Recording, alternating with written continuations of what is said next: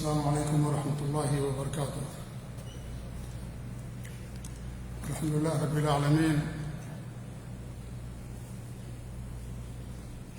والعاقبۃ للمتقین ولا عدوان الا علی الظالمین واشهد ان لا الہ الا اللہ وحدہ لا شریک له واشهد ان محمدا عبدہ ورسولہ المبعوث رحمۃ للعالمین صلوات اللہ وسلامہ علیہ وعلی آلہ وعلی اصحابہ ومن اهتدى بهديه واستنى بسنته الى يوم الدين وبعد. اللہ کے فضل و کرم اور اس کی توفیق و احسان سے اللہ کے رسول صلی اللہ علیہ وسلم کی مبارک سیرت کا تذکرہ آپ لوگوں کے سامنے کیا جا رہا ہے. اللہ رب العالمین سے ہماری دعا ہے کہ اللہ رب العالمین ہمیں دین پر ثابت قدمی عطا فرمائے, نبی اکرم صلی اللہ علیہ وسلم کے اخلاق حمیدہ اور آپ کی سیرت پاک کو اپنانے کی اور اس پر عمل کرنے کی توفیق بخشے آمین رب العالمین. گزشتہ درس میں ہماری گفتگو دوسری ہجرت حبشہ تک پہنچی تھی اور یہ بات آپ لوگوں کے سامنے بیان کی گئی تھی کہ مکہ کے مشرکین نے عمر بن عاص کو, عبداللہ بن ربیعہ کو وفد کی شکل میں حبشہ بھیجا تاکہ وہ صحابہ کرام جو مکہ چھوڑ کر کے حبشہ چلے گئے تھے اپنے دین اور ایمان اور جان کی حفاظت کی خاطر ان کو دوبارہ مکہ واپس لا سکیں. بڑے تحفے تحائف لے کر کے گئے تھے, لیکن نجاشی عادل بادشاہ تھا, منصف حکمراں تھا, اس نے ان لوگوں کو واپس کر دیا, ان کے تحفے بھی واپس کر دیے. جب یہ معاملہ ان کے ساتھ پیش آیا کہ وہ مہاجرین کو, صحابہ کرام کو واپس لانے میں جب ناکام رہے تو انہیں بڑی پشیمانی ہوئی اور بڑی ندامت ہوئی, اور انہوں نے اپنے آپ کو کمزور سمجھا کہ ہم لوگ اس مشن میں ناکام ہو گئے. تو جو مکہ کے اندر مسلمان یا صحابہ کرام موجود تھے ان پر ظلم و ستم اور مزید ڈھانا شروع کر دیا. جو وہ صحابہ جو عام درجے کے تھے اور جو مال و دولت میں, ثروت میں, منصب میں کم تھے, ان پر تو ظلم و ستم کے پہاڑ ٹوٹتے ہی تھے, لیکن جو بڑے بڑے صحابہ کرام تھے وہ بھی ان کے ظلم و ستم سے محفوظ نہ رہے. یہاں تک کہ ابوبکر صدیق رضی اللہ تعالیٰ عنہ جو مکہ کی مشہور ہستیوں میں سے ایک تھے اور غریبوں کی مدد کرنے میں, غلاموں کو آزاد کرنے میں, یتیموں کی مدد کرنے میں, بے کسوں کی مدد کرنے میں پیش رہتے تھے, وہ بھی ان کے ظلم و ستم سے محفوظ نہ رہے. آخرکار وہ بھی مکہ چھوڑ کر کے ہجرت کرنے پر مجبور ہونے لگے اور مکہ سے تقریباً 2 کلومیٹر دور پہنچ چکے تھے کہ ایک غیر مسلم جس کا نام دغنہ تھا, اس نے جب دیکھا انہیں تو اسے بڑی حیرانی ہوئی اور کہا کہ ابوبکر کہاں جا رہے ہو؟ انہوں نے کہا کہ ہماری قوم کے لوگ ہمیں اس شہر میں دین پر عمل کرنے کے لیے آسانی کے ساتھ عمل کرنے کے موقع نہیں دے رہے ہیں, اس لیے میں مکہ چھوڑ کر کے کہیں اور جانے کا قصد کر رہا ہوں. ابن دغنہ نے کہا کہ آپ اتنے اچھے انسان ہیں, شریف شخص ہیں, سب کی مدد کرتے ہیں اور ہم آپ کو یہاں سے نہیں جانے دیں گے. اس نے اپنی پناہ میں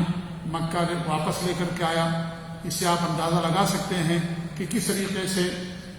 مکے کے اندر لوگوں پر ظلم و ستم مکہ کے مشرکین کرتے تھے. یہاں تک کہ اللہ کے رسول صلی اللہ علیہ وسلم کی ذات مبارکہ بھی محفوظ نہیں تھی, اور انہوں نے جب مسلمانوں کو حبشہ سے واپس لانے میں ان کو ناکامی ہوئی تو ایک تو مسلمانوں پر ظلم و ستم زور اور زیادہ کر دیا, اور ساتھ ہی ساتھ ایک نئی سازش کے بارے میں غور و خوض کرنے لگے. اور وہ سازش یہ تھی کہ دعوت اسلام اس وقت تک ختم نہیں ہو سکتی ہے جب تک اللہ کے رسول صلی اللہ علیہ وسلم کو اس مشن سے مکمل طور پر نہ روک دیا جائے, کیونکہ آپ ہی جڑ ہیں اور لوگ آپ کے اوپر ایمان لاتے ہیں, اور جب تک آپ کو نہ روک دیا جائے طاقت سے اس وقت تک اسلام کی دعوت نہیں رک سکتی. یہ پلان لے کر کے ایک سازش کے تحت وہ لوگ قریش کا ایک وفد ابو طالب کے پاس گیا اور ان سے صاف انہوں نے کہا کہ اپنے بھتیجے کو آپ اس سے منع کر دیں ورنہ ہم سے آپ جنگ کے لیے تیار ہو جائیں.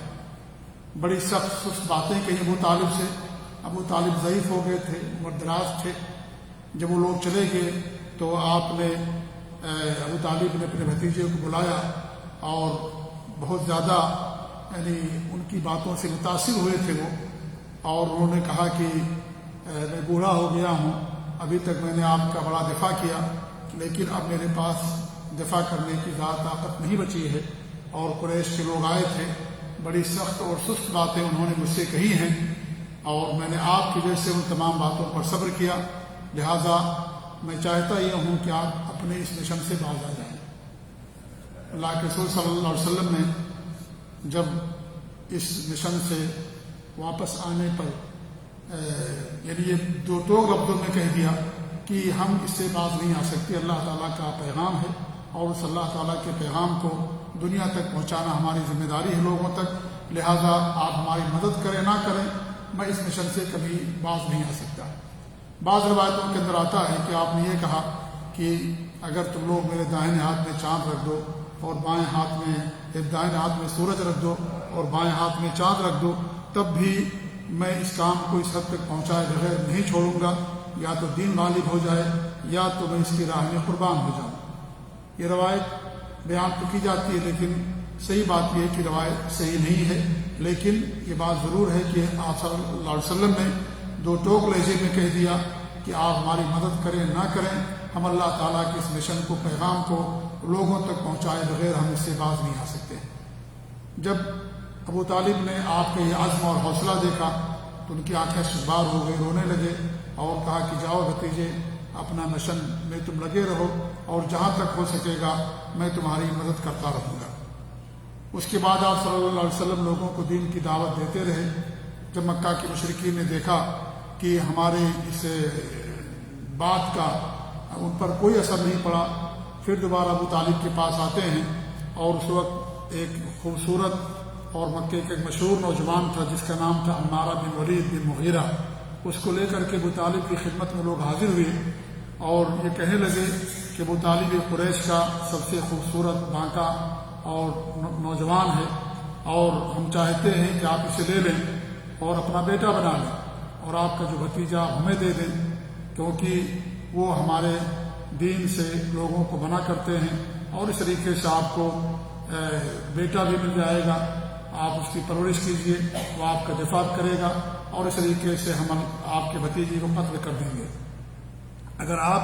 اپنے بھتیجے کو اس دعوت سے روکنے میں ناکام ہیں تو ایک نئی اسکیم لے کر کے ہم آپ کے پاس آئے ہیں، اور کہ آپ اس شخص کو لے لیں اور آپ اپنے بھتیجے کو ہمارے حوالے کر دیں۔ ابو طالب کہنے لگے کتنا برا سودا ہے،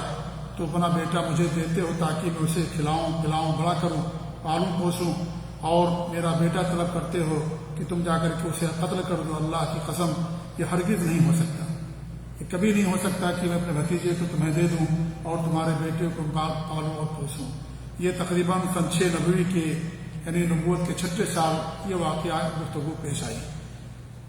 جب یہ دونوں ملاقاتیں ناکام ہو گئیں تو انہوں نے آپ صلی اللہ علیہ وسلم پر اور مزید حملے تیز کر دیے، یہاں تک کہ ابو لہب جو آپ کا چچا تھا، اس کا ایک بیٹا تھا جس کا نام تھا عتیبہ، وہ اللہ کے رسول کے پاس آیا اور اس نے جو ہے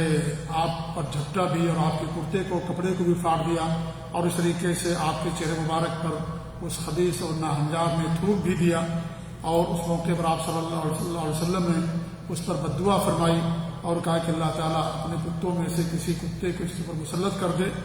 چنانچہ ایک مرتبہ عتیبہ تجارت کی غرض سے شام گیا ہوا تھا، جب رات کا وقت ہوا اور قافلے نے پڑاؤ ڈالا تو اس وقت اللہ تعالیٰ کا ایک شیر یعنی کوئی جانور آیا، کتا یا شیر، اور اس طریقے سے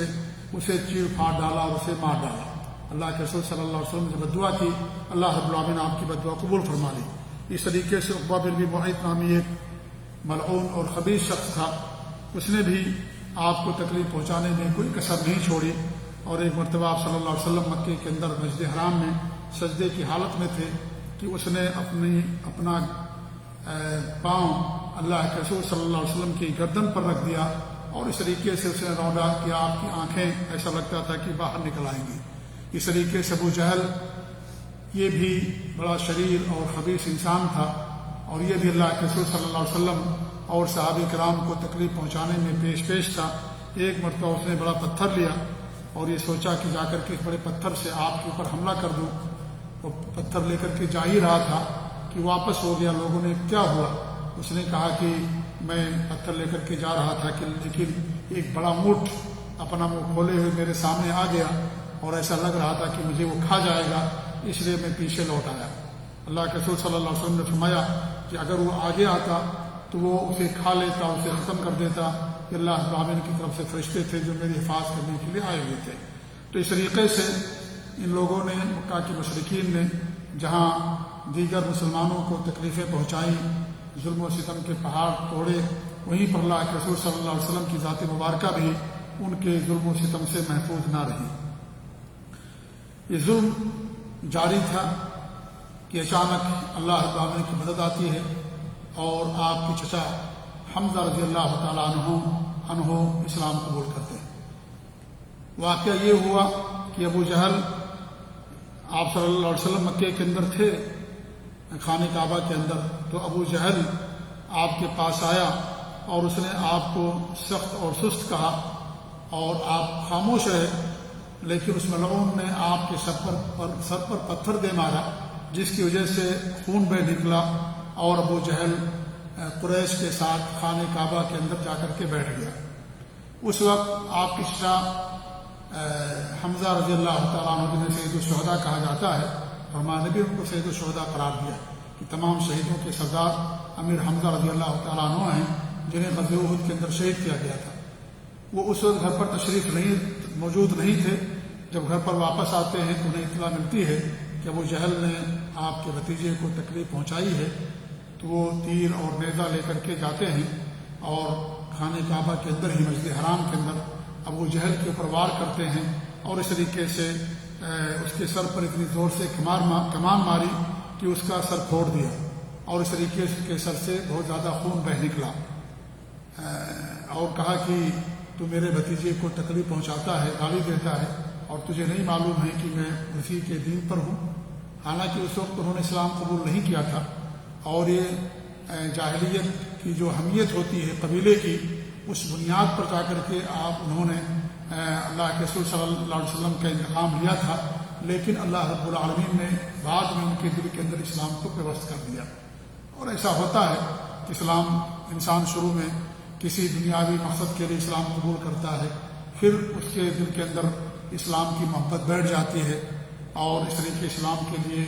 وہ سخت ہو جاتا ہے. ایسے بہت سارے واقعات ہوتے ہیں. خود اللہ کے رسول صلی اللہ علیہ وسلم جب آپ کے پاس قافلے آتے تھے، وفد آتا تھا اور لوگ آپ کے پاس آتے تھے تو وہ آتی بھر کر کے لوگوں کو آپ بکریاں دے دیا کرتے تھے، جانور دے دیا کرتے تھے اور اس طریقے سے پیسے دے دیا کرتے تھے بیت المال میں سے، اور پھر وہ مال لے کر کے اسلام قبول کر لیتے تھے. تو اگرچہ اس مال کو لینے کے بعد انہوں نے اسلام قبول کیا، لیکن دھیرے دھیرے ان کے اندر اسلام جانگزی ہو جاتا، کیونکہ اسلام دین اتنا سچا اور پیارا دین ہے کہ جو اس کے اندر آ جاتا ہے پھر واپس نہیں نکلتا ہے. تو اس طریقے سے اگرچہ یہ ایک قبیلے کی اصلیت کی بنا پر انہوں نے اسلام کا دعویٰ کیا، لیکن وہ اسلام کے سچے سپاہی نکلے اور اس طریقے سے آپ صلی اللہ علیہ وسلم نے ان کو سید الشہداء قرار دیا.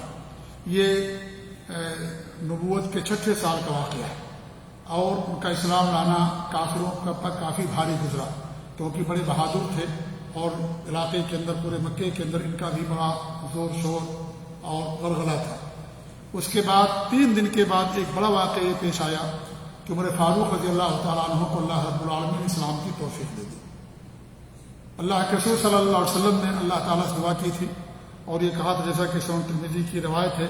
اللہم اعز الاسلام بحب ہذین الرجلین، اے اللہ تعالیٰ ان دونوں آدمیوں میں سے جو تجھے زیادہ محبوب ہو، ابو جہل اور عمر بن خطاب، ان دونوں میں سے تجھے جو زیادہ محبوب ہو ان دونوں کو اسلام کی توفیق دے کر کے اسلام کو عزت اور سربلندی اور غلبہ عطا فرما. وَكَانَ أَحَبَّهُمَا إِلَيْهِ عمر، اور حدیث کے اندر ہے کہ آپ صلی اللہ علیہ وسلم کے نزدیک عمر زیادہ محبوب تھے. عمر بہت سخت تھے اور وہ بھی صحابہ کو تکلیف دینے میں کسی سے کم نہیں تھے، لیکن بہت زیادہ نیڈر آدمی تھے اور بہت بے باک انسان تھے. اس لیے ہمارے نبی کی خواہش تھی ان دونوں میں سے کہ ابو جہل کے بجائے عمر آپ کو زیادہ محبوب تھا اسے اسلام کی توفیق ملے۔ تو اللہ رب العالمین نے آپ کی دعا کو شرف قبولیت بخشا، اور اس طریقے سے عمر رضی اللہ تعالیٰ عنہ نے اسلام قبول کیا اور ان کے ذریعے اسلام کو غلبہ ملا۔ عبداللہ بن مسعود رضی اللہ عنہ فرماتے ہیں کہ جب سے عمر نے اسلام قبول کیا تب سے ہم برابر عزت اور طاقتور رہے۔ اور عبداللہ بن مسعود رضی اللہ تعالیٰ عنہ کا ایک دوسرا قول فرماتے ہیں ان اسلام عمر کان فتحا، عمر رضی اللہ عنہ کا اسلام لانا فتح تھی، اسلام کی فتح تھی۔ وان ہجرتہ کان نصرا، اور حضرت عمر کی ہجرت کیا تھی؟ نصرت اور مدد تھی اسلام کی۔ وان امارتہ کانت رحمہ، اور ان کی جو امارت تھی، خلافت تھی، وہ مسلمانوں کے لیے رحمت تھی۔ ما كنا نقدر على ان نصلي عند الكعبہ حتى اسلم عمر، کعبہ کے پاس ہم اللہ کی عبادت کرنے پر قادر نہیں تھے جب تک کہ حضرت عمر اسلام قبول نہیں کر لیے۔ فلما اسلم عمر قاتل قریش، جب عمر نے اسلام قبول کر لیا تو انہوں نے قریش سے قتال کیا، حتی صلی عند الکعبہ، یہاں تک کہ جا کر کے انہوں نے کعبہ کے پاس نماز پڑھی، اور صلینا عندہا، اور ہم نے بھی جا کر کے اعلانیہ طور پر جا کر کے نماز پڑھی۔ اور ابن عباس فرماتے ہیں کہ ان اول من جہر بالاسلام عمر، کہ سب سے پہلا وہ شخص جس نے بباغ جہل اسلام قبول کیا عمر رضی اللہ تعالیٰ عنہ تھے۔ بڑے نڈر بے باک شخص تھے، اور ان کے ذریعے سے اللہ رب العالمین نے اسلام کو بڑا غلبہ عطا فرمایا۔ حضرت عمر خود فرماتے ہیں کہ اللہ کے رسول صلی اللہ علیہ وسلم کے پاس تشریف لائے اور کہنے لگے کہ اللہ کے رسول صلی اللہ علیہ وسلم انی لا ادع مجلسا جلسته فی الکفر الا اعلنت فی الاسلام، کہ میں نے کوئی ایسی مجلس اور نشست جہاں میں کفر کی حالت میں بیٹھا کرتا تھا، میں وہاں گیا اور اپنے اسلام کا میں نے اعلان کیا۔ جہاں بھی زمانۂ جاہلیت میں لوگوں کے ساتھ میری اٹھن بیٹھک تھی اور ان کے ساتھ اٹھتا بیٹھتا تھا، تمام مجلسوں میں گیا اور میں نے اپنے اسلام کا اعلان کیا کہ میں مسلمان ہو گیا۔ حتی فأت المسجد، اور میں مسجد، اس کے بعد فرماتے ہیں کہ میں مسجد آیا، وفیہ بطون قریش متحلقہ، اور مسجد حرام کے اندر قریش کے بہت سارے قبیلے کے لوگ حلقہ بنا کر کے بیٹھے ہوئے تھے۔ تو میں نے کیا کہا؟ اشہد ان لا الہ الا اللہ وان محمد رسول اللہ، میں نے سب کے سامنے وہاں کلمہ پڑھا۔ میرا کلمہ پڑھنا ہی تھا کہ تمام مشرکین میرے اوپر پھر پڑے، مجھے مارنے لگے اور میں بھی ان کو مارنے لگا، یہاں تک کہ ایک شخص آیا اور اس نے ان لوگوں کو الگ کیا اور اس طریقے سے معاملہ رفع دفع ہوا۔ تو اس طریقے سے عمر رضی اللہ تعالیٰ عنہ کے قبول اسلام سے بہت زیادہ اسلام کو جو ہے غلبہ ملا۔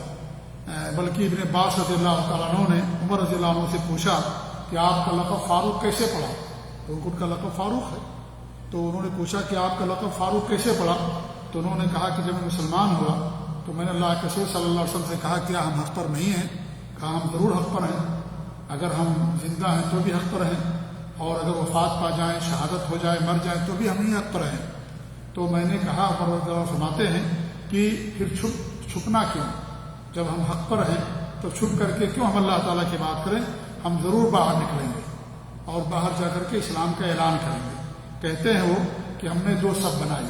ایک صف میں حضرت حمزہ رضی اللہ تعالیٰ عنہ تھے آگے، اور دوسری صف میں تھا۔ ہم مسجد حرام میں داخل ہوئے اور ہمارا جانا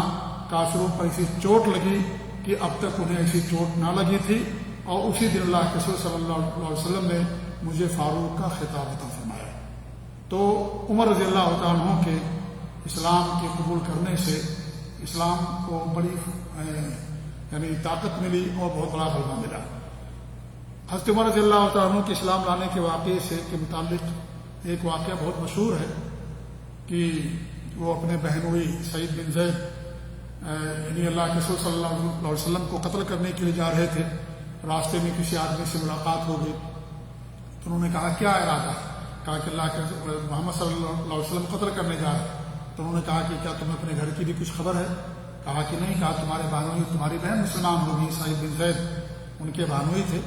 اور یہ بھی مبشر بالجنہ ہے۔ 10 صحابہ کرام جن کو جنت کے ہمارے نبی نے بشارت سنائی، انہیں میں سعید بن زید رضی اللہ تعالیٰ عنہ بھی ہیں جو حضرت عمر فاروق کے بہنوئی تھے، اور ان کی بہن فاطمہ بھی تھی۔ تو انہوں نے کہا کہ تمہارے بہنوں بہن مسلمان ہو گئی ہیں، اور وہاں گئے اور اس طریقے سے ان کو مارا پیٹا۔ پھر ان کی بہن سے قرآن مانگا اور سورہ سعد کی یا کسی صورت کی انہوں نے جو ہے تلاوت کی، اور اس کے بعد پھر ان کی حالت وہاں بدل گئی اور اللہ کے رسول کے پاس گئے، انہوں نے اسلام قبول کیا۔ تو یہ واقعہ اگرچہ بہت مشہور ہے، لیکن محدثین نے، علماء نے اس واقعے کو صحیح قرار نہیں دیا۔ اس دور کے عظیم محدث علامہ امام البانی رحمۃ اللہ علیہ فرماتے ہیں کہ یہ واقعہ صحیح نہیں ہے اور اس کے سارے طرق ضعیف ہیں، اور خود امام بخاری رحمۃ اللہ علیہ نے صحیح بخاری میں حضرت عمر کے اسلام لانے پر باب قائم کیا ہے، باب اسلام عمر، یعنی اس عمر کے اسلام کا باب، لیکن یہ واقعہ نہیں بیان کیا۔ اس کا مطلب یہ ہے کہ واقعہ سندن صحیح نہیں ہے، اگرچہ واقعہ بہت زیادہ مشہور ہے، لیکن یہ ضرور ہے کہ ہمارے بھی ان کے لیے دعا فرمائی تھی، جیسا کہ سنن ترمذی کی روایت ہے، اور اللہ رب العالمین نے آپ کی دعا کو قبول فرمایا اور عمر رضی اللہ تعالیٰ عنہ کو اسلام کی توفیق دی۔ ان دونوں کا اسلام قبول کر لینا کفار کے لیے بہت سخت گزرا، اور اس طریقے سے ان پر جو بدمستی چھائی ہوئی تھی اور جو انہیں بڑا غرور و گھمنڈ تھا، وہ بھی دھیرے دھیرے ٹوٹنے لگا کہ بڑی بڑی شخصیتیں اسلام قبول کر رہی ہیں۔ حضرت عمر جیسی شخصیت، حضرت حمزہ رضی اللہ عنہ جیسی شخصیت، اس سے پہلے ابوبکر رضی اللہ عنہ اور بھی بڑی بڑی شخصیت اسلام قبول کر رہی ہیں، تو بڑا دھچکا انہیں لگ رہا تھا، اور جو غرور تھا وہ غرور کا خاتمہ مل رہا تھا۔ انہوں نے کہا کہ اب جو ہے قبل اس کے کہ اللہ کے رسول صلی اللہ علیہ وسلم ہر چیز پر غالب آ جائیں، ہم ان کے ساتھ جا کر کے کچھ سودا بازی کر لیتے، کیونکہ اب ہم اس دعوت کو روک نہیں سکتے، لہذا کچھ سودے بازی کرتے ہیں کہ کچھ کمی آ جائے۔ اس لیے وہ اللہ کے رسول صلی اللہ علیہ وسلم کے پاس گئے، اور اس کے لیے انہوں نے عتبہ بن ربیعہ، جس کی کنیت ابو الولید اور اپنے علاقے کا مشہور شاعر تھا اپنے زمانے کا، اس کو انہوں نے منتخب کیا۔ اللہ کے رسول صلی اللہ علیہ وسلم مسجد حرام کے اندر بیٹھے ہوئے تھے خانہ کعبہ کے پاس، وہاں گیا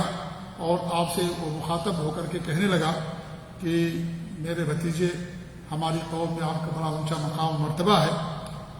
اور میں کچھ تجاویز آپ کے پاس لے کر کے آیا ہوں،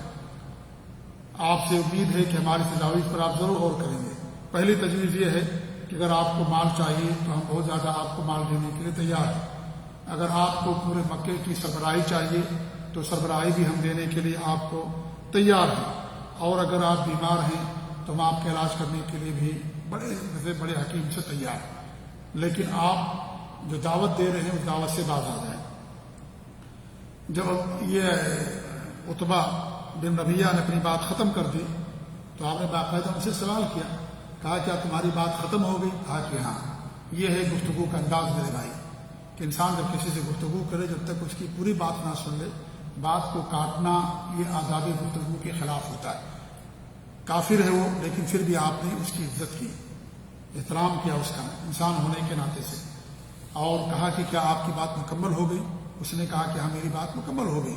تو آپ نے کہا ابو الولید میری بات بھی سن لو۔ پھر انہوں نے سورہ فصلت کی تلاوت کرنا شروع کر دیا، یہاں تک کہ آیت کی تلاوت فرمائی، فَإِنْ أَعْرَضُوا فَقُلْ أَنذَرْتُكُمْ صَاعِقَةً مِثْلَ صَاعِقَةِ عَادٍ وَثَمُودَ، اگر وہ گردانی کریں تو آپ انہیں بتا دیں کہ میں تمہیں عاد و ثمود کی کڑک سے ڈراتا ہوں اور اس خطرے سے میں تمہیں خبردار کر رہا ہوں۔ آپ اللہ کے نبی تھے، آپ کی تلاوت میں بڑی تاثیر تھی، بڑی شیرینی تھی، اور اس مکہ کے لوگ عربی تھے، عربی زبان جانتے اور سمجھتے تھے، اور اس طریقے جب آپ نے تلاوت کی آیت کریمہ کی تو عتبہ تھرا گیا، اور آپ صلی اللہ علیہ وسلم کے منہ پر ہاتھ رکھتے ہوئے کہنے لگا کہ میں آپ کو اللہ تعالیٰ کا واسطہ دیتا ہوں آپ ایسا نہ کریں، اور اسے اتنا خدشہ لاحق ہو گیا کہ اللہ تعالیٰ کا عذاب ابھی آ کر کے اسے پکڑ سکتا ہے۔ اور اس کے بعد ابو الولید وہاں سے واپس چلا گیا، اور جب وہ اپنی قوم کے پاس واپس لوٹا تو لوگ کہنے لگے کہ بھئی یہ دوسرا چہرہ لے کر کے واپس آ رہا ہے، یعنی جس طریقے سے گیا تھا اس طرح سے نہیں بلکہ دوسرا چہرہ واپس لے کر کے آ رہا ہے، یعنی اللہ کے رسول صلی اللہ علیہ وسلم کی باتوں کا اس کے اوپر اثر ہو گیا۔ اس کے بعد وہ قریش کے پاس آیا اور کہنے لگا کہ یہ لوگ اللہ کی قسم میں نے وہ کلام سنا ہے جو اس سے پہلے کبھی نہیں سنا تھا، نہ وہ شعر ہے، نہ جادو ہے، اور نہ ہی کہانت ہے، اور میری قوم کے لوگ میری بات مان لو، اس کو اس کے حال پر چھوڑ دو۔ میں نے جو اس کی تلاوت سنی ہے مجھے ایسا لگتا ہے کہ ضرور کوئی بڑا واقعہ رونما ہوگا، اور اگر اس کو عرب کے لوگوں نے مار ڈالا تو تمہارا کام غیروں کے ذریعے سے مکمل ہو جائے گا۔ تم اسے قتل کرنا چاہتے ہو، اگر تمہارے علاوہ دیگر لوگوں نے اسے مار ڈالا تو تمہارا کام مکمل ہو جائے گا، اور اگر یہ شخص عرب پر غالب آ گیا تو اس کی بادشاہت تمہاری بادشاہت ہوگی، تمہارے خاندان کا ہے، تمہارے شہر کا ہے، اس کی عزت تمہاری عزت ہوگی اور اس کی بادشاہت تمہاری بادشاہت ہوگی۔ لوگوں نے کہا کہ لگتا ہے تمہارے اوپر بھی اس کا جادو چل گیا ہے۔ تو اس طریقے سے واقعہ بھی اللہ کے رسول صلی اللہ علیہ وسلم کے ساتھ پیش آیا۔ ابو طالب کی عمر بڑھتی جا رہی تھی۔ ابو طالب اللہ کے رسول صلی اللہ علیہ وسلم کا بھرپور دفاع کرتے تھے اور آخر تک انہوں نے دفاع کیا، لیکن جب اس طرح کے واقعات پیش آئے تو انہوں نے بنو ہاشم اور بنو مطلب کو جمع کیا اور کہا کہ مجھے بہت خطرہ ہے کہ کہیں ہمارے بھتیجے کو عرب کے دیگر قبیلوں سے کوئی تکلیف نہ پہنچے یا انہیں قتل نہ کر دیا جائے۔ میں اکیلے تنہا ابھی تک اپنے بھتیجے کا دفاع کرتا رہا، لہذا وہ ہمارے قبیلے کے ہیں، میری آپ لوگوں سے گزارش اور درخواست ہے کہ آپ بھی ہمارا ساتھ دیں اور ہمارے بھتیجے کا دفاع کرنے ہمارا ساتھ دیں۔ اس کے بعد بنو ہاشم اور مطلب یہ دونوں کو جب آپ نے یہ ساری باتیں سنائیں تو وہ عربی حمیت کے پیش نظر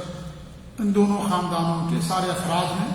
بلا تفریق مسلمان اور غیر مسلم کے ان کی بات لوگوں نے قبول کر لی اور کہا کہ ہم ضرور ان کا دفاع کریں گے، یعنی اس لیے نہیں کہ اسلام کے دفاع میں، بلکہ حمیت جو قبیلے کی حمیت اور عصبیت ہوتی ہے اس کی بنا پر انہوں نے کہا کہ ضرور ہم ان کا دفاع کریں گے اگر وہ ان کو قتل کرنا چاہیں گے، سوائے ابو لہب کے۔ ابو لہب کو چھوڑ کر کے، جو آپ کا چچا تھا، اس کو چھوڑ کر کے باقی تمام لوگ جو بنو ہاشم اور بنو مطلب کے تھے لوگ، تمام لوگوں نے اتفاق کر لیا کہ بعض کے بعد سے ہم اللہ کے رسول صلی اللہ علیہ وسلم کا دفاع کریں گے، اس وجہ سے نہیں کہ وہ یعنی اسلام کی خاطر، بلکہ یہ کہ ہمارے قبیلے کے ہیں، لہذا ان کی جان بچانا ہماری ذمہ داری۔ جب یہ واقعہ پیش آیا تو جو مکہ کے اندر اور عرب کے لوگ تھے اور قبیلے تھے انہیں اور زیادہ تکلیف پہنچی اور انہیں بہت زیادہ اس پر افسوس ہوا۔ اس کے بعد کا جو واقعہ ہے کہ انہوں نے بائیکاٹ کیا آپ کا، یہ واقعہ انشاءاللہ اور اس کے بعد کے جو واقعات ہیں اگلے درس میں انشاءاللہ ہم پیش کرنے کی کوشش کریں گے۔ اللہ تعالیٰ سے ہمارے دعا کہ اللہ رب العالمین ہمیں دین پر استقامت عطا فرمائے، ثابت قدمی عطا فرمائے، اور اللہ رب العالمین ہمیں اللہ کے رسول صلی اللہ علیہ وسلم کی سیرت کو جاننے اور اس پر عمل کرنے کی توفیق دے آمین۔ وصلی اللہ علیہ محمد وعلی آلہ وصحبہ اجمعین۔ والسلام علیکم ورحمۃ اللہ وبرکاتہ۔